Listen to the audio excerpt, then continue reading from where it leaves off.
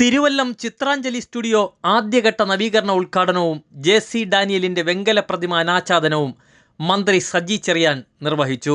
മന്ത്രി വി. ശിവൻകുട്ടി അധ്യക്ഷനായി. ചലച്ചിത്ര വികസന കോർപ്പറേഷൻ ചെയർമാൻ കെ. മധു, ജില്ലാ പഞ്ചായത്ത് പ്രസിഡന്റ് വി. പ്രിയദർശിനി, സാംസ്കാരിക വകുപ്പ് director doctor Divya S. Iyer, ചലച്ചിത്ര academy chairman Resul Pookutty, councillor Shailajadevi, AMMA സംഘടന general secretary Kukku Parameswaran, KSFDC board അംഗം MA Nishad, MD PS Priyadarshanan, നടൻ Babu Namboothiri, woman collective in cinema ഭാരവാഹി ബീന പോൾ, സംവിധായകൻ GS വിജയൻ, ജെ.സി. ഡാനിയലിൻ്റെ മകൻ ഹാരിസ് ഡാനിയേൽ, ശില്പി Kunnuvila M. Murali, film producers association president B. Ragesh, KSFDC board അംഗം ഷെറിൻ ഗോവിന്ദ് എന്നിവർ പങ്കെടുത്തു. ജെ.സി. ഡാനിയലിൻ്റെ പഴയകാല ഓർമ്മകൾ പങ്കുവയ്ക്കുന്ന ചിത്രവും വേദിയിൽ പ്രദർശിപ്പിച്ചു.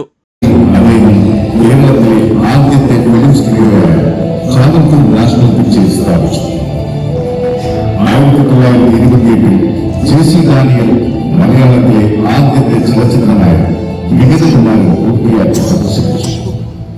ഈ ചിത്രത്തിൽ നിർമ്മാതാവ്, സംവിധായകൻ, തിരക്കഥാകൃത്ത്, ഛായാഗ്രാഹകൻ, എഡിറ്റർ, പ്രധാന അഭിനേതാവ് എന്നീ നിലകളിൽ അദ്ദേഹം തന്നെയാണ് പ്രവർത്തിച്ചത്.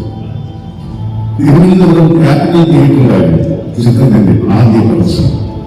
ചിത്രത്തിൽ ഒരു അഭിനേത്രിയെ ഉൾപ്പെടുത്തിയതിനെ തുടർന്ന് അന്നത്തെ തിരുവിതാംകൂർ സമൂഹത്തിലെ ചില യാഥാസ്ഥിതിക വിഭാഗങ്ങളിൽ നിന്ന് ശക്തമായ പ്രതിഷേധം ഉയർന്നു. വിഗതകുമാരനിലൂടെ മലയാള സിനിമയിലെ ആദ്യ അഭിനേത്രിയായി മാറിയ PK റോസി ചിത്രത്തിൽ ഒരു ഉയർന്ന ജാതിക്കാരിയുടെ വേഷം അവതരിപ്പിച്ചതാണ് പ്രതിഷേധത്തിന്റെ പ്രധാന കാരണം. യാഥാസ്ഥിതികളിൽ നിന്നുള്ള ഉപദ്രവം കാരണം PK റോസിക്ക് തിരുവനന്തപുരം എന്നേക്കുമായി പിഴയേണ്ടി വന്നു. കൊല്ലം, ആലപ്പുഴ എന്നിവിടങ്ങളിൽ പ്രദർശിപ്പിച്ചെങ്കിലും വാണിജ്യ വിജയം നേടാനായില്ല. സാമ്പത്തിക നഷ്ടം കാരണം ജെ.സി. ഡാനിയൽ കടബാധ്യതയിലാവുകയും ഉപകരണങ്ങൾ വിറ്റ് സ്റ്റുഡിയോ പ്രവർത്തനം അവസാനിപ്പിക്കുകയും ചെയ്തു. ജെ.സി. ഡാനിയൽ മറ്റൊരു ചിത്രം നിർമ്മിച്ചില്ല. പിന്നീട് തമിഴ്നാട്ടിലെ പാലയംകോട്ടയിൽ ഡെന്റിസ്റ്റായി പ്രവർത്തിക്കുകയും അവസാന വർഷങ്ങൾ അഗസ്തീശ്വരത്തിലെ സ്വന്തം വസതിയിൽ ചെലവഴിക്കുകയും ചെയ്തു.